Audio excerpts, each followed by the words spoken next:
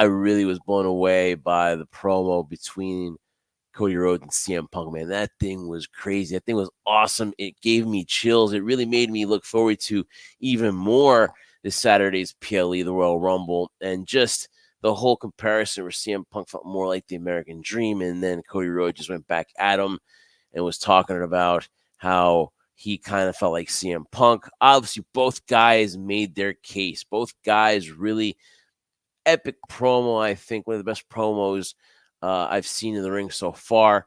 Makes you think, man, how did Tony Khan not put these guys together when they were both in AEW? But hey, you know what? Listen, AEW's loss is WWE's gain. And I think here what you get is a lot of people are talking about, hey, this would be a great first title defense for Cody Rhodes. Or, hey, this is a guy that's CM Punk who, if you look at these last promos, it seems like the other guys have gotten the best of CM Punk. And you're kind of getting to see that little hypocritical aspect towards CM Punk's character a little bit. But at the end, you're talking about two of the best people on the mic going at it for a good 15 minutes in the ring. And I think it not only add more intrigue of what's going to happen when they both get in the ring at the Royal Rumble, but it's also setting up an epic feud, because who doesn't want to see Cody Rhodes and CM Punk go at it eventually down the road? And we might get it sooner than later. We'll get to that in just a few seconds. But man, that promo Trendsetter delivered. It was an amazing one. I don't want to say an all-time, but for what it's worth and what it did for us to be more interested and involved in the Rumble, man, kudos to both guys. Yeah, if there's a ribbon you were going to put on it in terms of a nice little bow, that was definitely it, because it just made you, again, feel two things. The potential, obviously, of a Cody CM Punk actually in the ring against one another. That'd be awesome to watch, and obviously the story behind it and the build up and the interaction between the two of them. And then the mere fact that we don't know, is it going to be Cody? Is it going to be CM? Both have legitimate reasons for wanting to win the Royal Rumble and needing to win it, more importantly. Like, both need it. CM Punk so desperately wants to be in the main event, and Cody so badly wants to right the wrong of what happened last year, and in this case, finish the story, as everybody talks about. Both so badly need this win, and you know that one of them won't, or maybe neither of them won't, because again, there are other factors involved in this, which we'll talk about in a few, about who could win the Royal Rumble. And like I said before in the beginning when we started, this is the first time in a long time where it can go any way. Fans are obviously not going to be happy regardless, because fans, they become fickle sometimes, and something, they're never happy. But it's going to be disappointing for one of these stories. Now, granted, it'll continue on into something else, but there's going to be disappointment. There's going to be excitement at the end. So in terms of the promo too, just real quick to mention that, man, it's a masterclass. It's a scenario where you have two individuals who are so much in their prime of knowing who they are as individuals.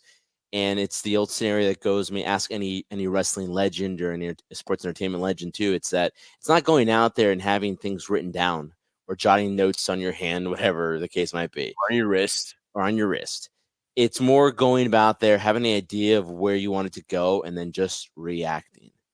Everything nothing was rushed. It didn't look like somebody was thrown off. But like you said before, it really seems like CM Punk here is not getting the better of these individuals anymore, whether it be Drew McIntyre, Seth Rollins, in this case, Cody. These guys can talk as well. And so maybe, the pipe bomb guy is still there in CM Punk, but, you better look out too, because all these other individuals are ready, and they're ready with the truth. And that's something you said, a lot of it's hypocritical sometimes to CM Punk. I'm sure it's done on purpose for that particular reason. Punk's a very smart guy, but it also shows the fact that with CM Punk, since his return, people are happy to see him, but it's been a mixed reaction, because when he talks about anybody else, Seth Rollins, people are cheering CM Punk. But then when it comes to Cody Rhodes, it really feels, in my opinion, that people are defending Cody. And they're like, hey, don't pick on our guy. Don't mess with him. Right, man, it really does.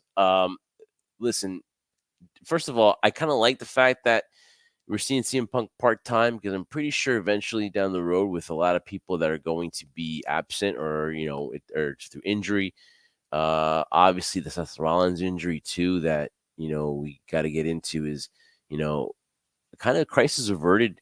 And the best case scenario for Seth Rollins is going to be just a few weeks off, 3 to 4 weeks, with a partial tear, a meniscus, MCL. So he had a kind of crisis averted, and you kind of thinking, wait a minute, WrestleMania is still a few months away, so this is still possible. And Seth Rollins coming out saying that he's okay and saying that he will make it to WrestleMania to defend the title. It just depends on who exactly is that guy, right? Whether it's Cody or CM Punk. And now you're kind of well, it depends because Cody's going to finish the story, right? He's going to finish the story, but it's going to be a Roman Reigns. So that's not. But then a guy like Gunther comes into the picture, and that's where all this stuff that happened this week as well kind of superseded things and kind of had people in a flux because Sports Illustrated, a very, very reputable news outlet, kind of broke the story that Triple H doesn't see Cody finishing the story. So, what is Cody's end game? Will Cody finish the story at WrestleMania? I know we're jumping here from the Royal Rumble to WrestleMania, but when this stuff leaks out and you're saying, wow, what a bummer to the Cody fans that, hey, Cody Rhodes won't finish the story. These outside reports have Cody and Punk.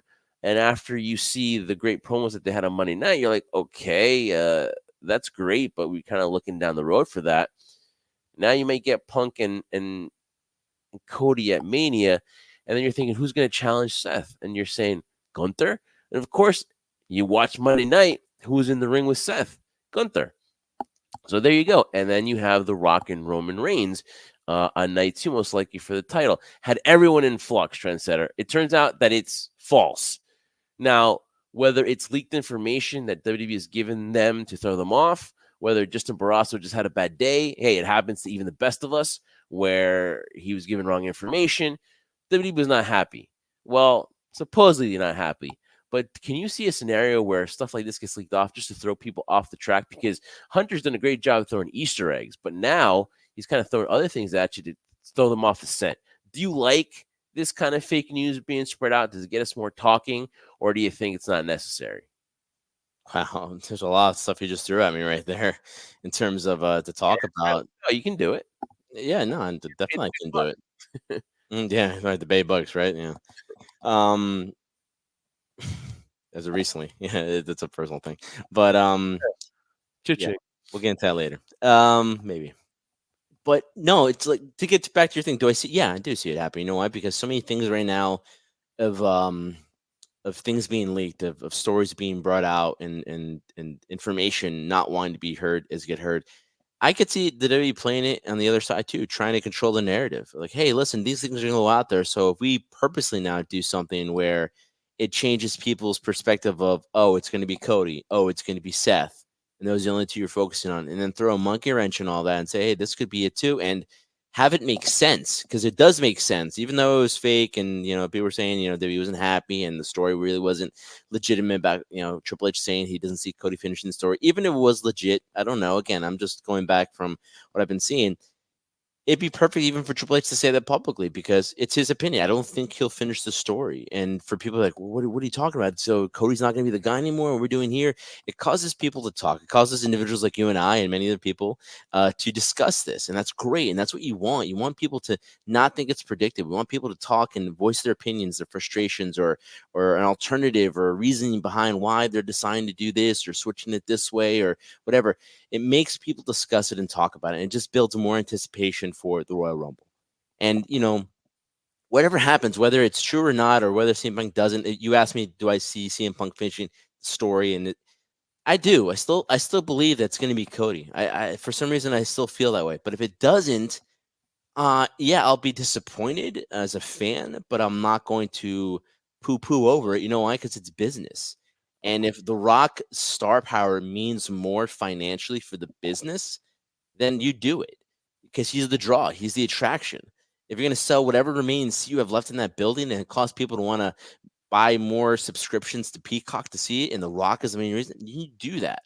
But ultimately, I still feel it's going to be Cody. But here's the thing: as fans, Jeff, or people who talk about this now, like you and I do, you have to separate being a fan from business and what makes good business sense. And this makes great business sense. So whether it's Cody in the main event or CM Punk challenging Seth Rollins, or all of a sudden, if you throw the curveball now, Gunther challenges Seth Rollins, it's The Rock and Roman Reigns, and CM Punk and Cody Rhodes dance at WrestleMania.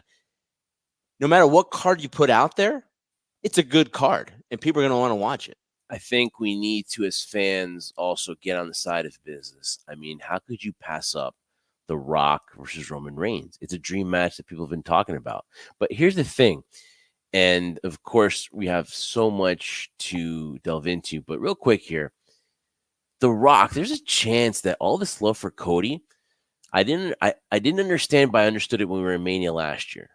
He'll finish the story at 40. Okay, I get it. He just can't be handed this and then what, right? He needs to fight for it. We've seen him fight for it now for almost a year. Can you believe it? It's been when Brock beat up Cody and that whole story happened, and now it's almost a year now since that happened. Can you believe that? So we believed it, and we've supported him up to now. Could they go another year trying to build Cody up? I don't know. I don't know if the fans will stop believing in Cody. That's the danger if Cody doesn't finish the story this year at WrestleMania. And that's going to be something that we're going to obviously talk about as